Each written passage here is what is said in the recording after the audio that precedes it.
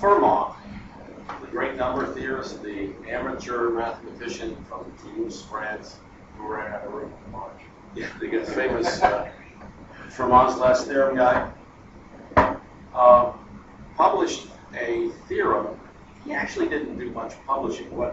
When I say publish, he communicated in a letter to one of his fellow European mathematicians facts, which he never quite, he didn't prove very much.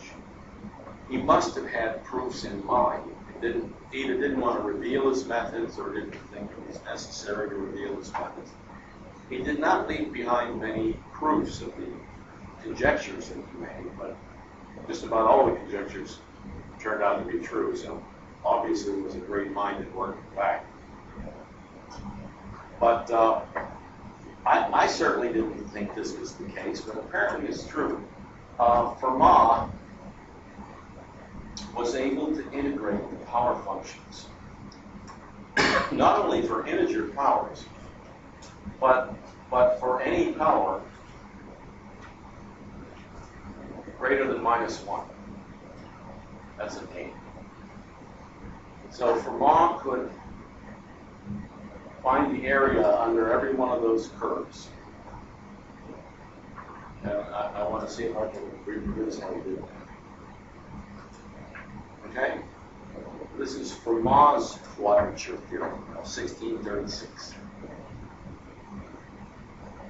What he did, let's put some numbers on it. We use A, so let's use B here, 0. So what we are really doing is evaluating the interval from 0 to B of x to the A dx, which of course we know is what? X to the A plus 1 over A plus 1. Newton would give us the theorem on that about 50 years later, but this was a guy without any of that background coming up with an exceedingly clever argument, doing this 50 years earlier. Like this. So the game is this.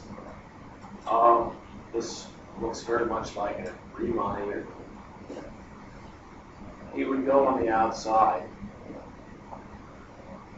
So this is like an upper sum that we're making.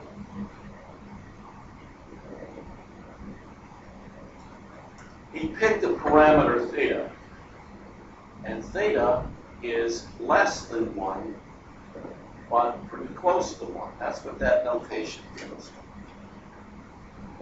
Less than, but pretty close, right? And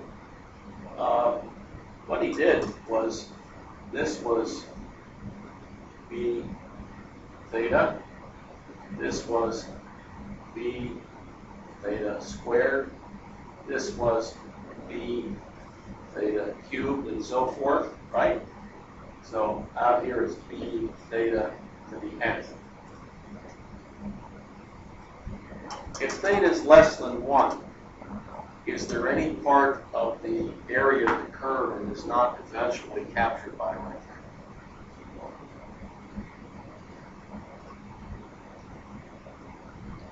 Well, if you say that there is a point here that is never traversed by terms of the form theta to the n b, I would say to you, since the limit as n goes to infinity,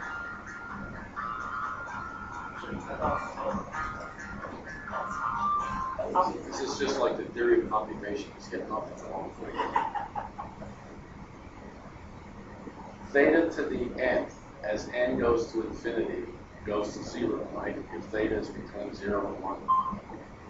So there is no point where you can stop this process. The little rectangles are changing in size, but they are clustering at 0. They're going to go back and eat up all the area, right? So we're confident that this construction of the rectangles will eat up all of the area of the curve, right?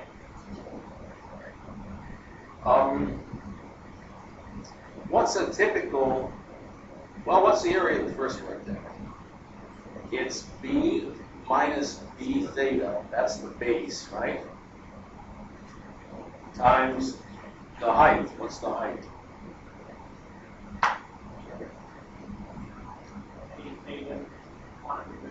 I don't think B theta just.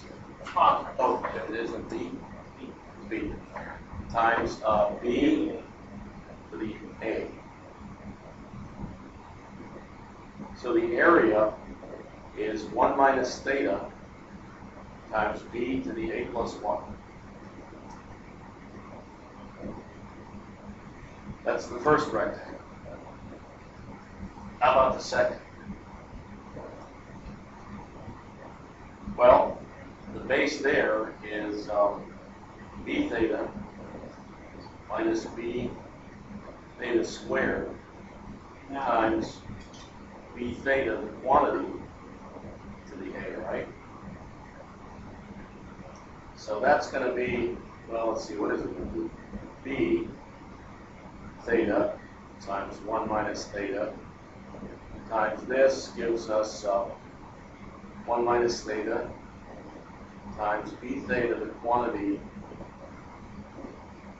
to the alpha plus 1, or A plus 1. Yeah.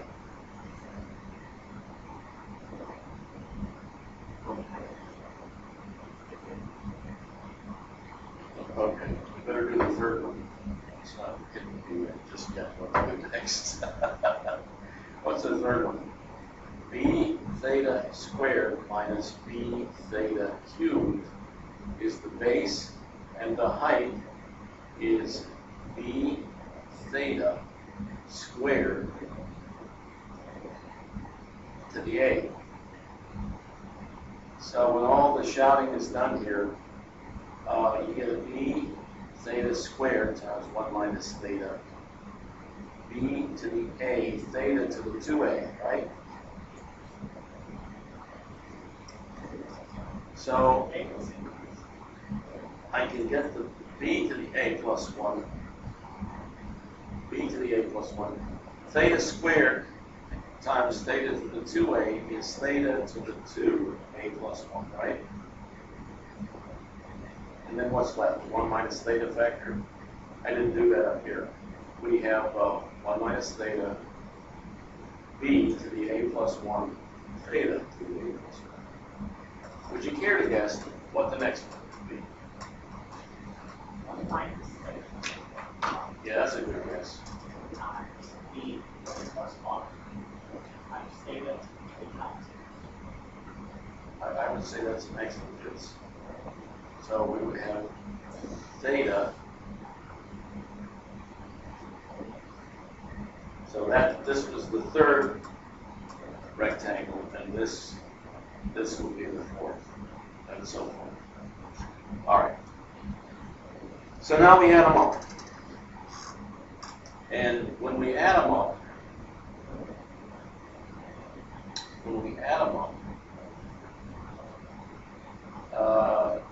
you see all these common factors. So the sum of the rectangles,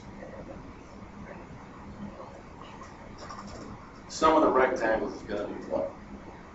I'm factoring out the common terms here. B to the A plus 1 appears across the board. 1 minus theta appears across the board. And then the weird part is I have 1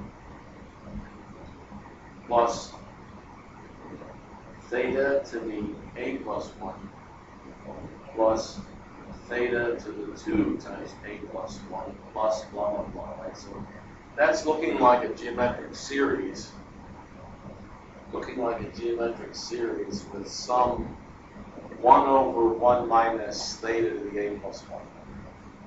First term is 1. Constant ratio is theta to the A plus 1. So I think my area estimate is going to be this.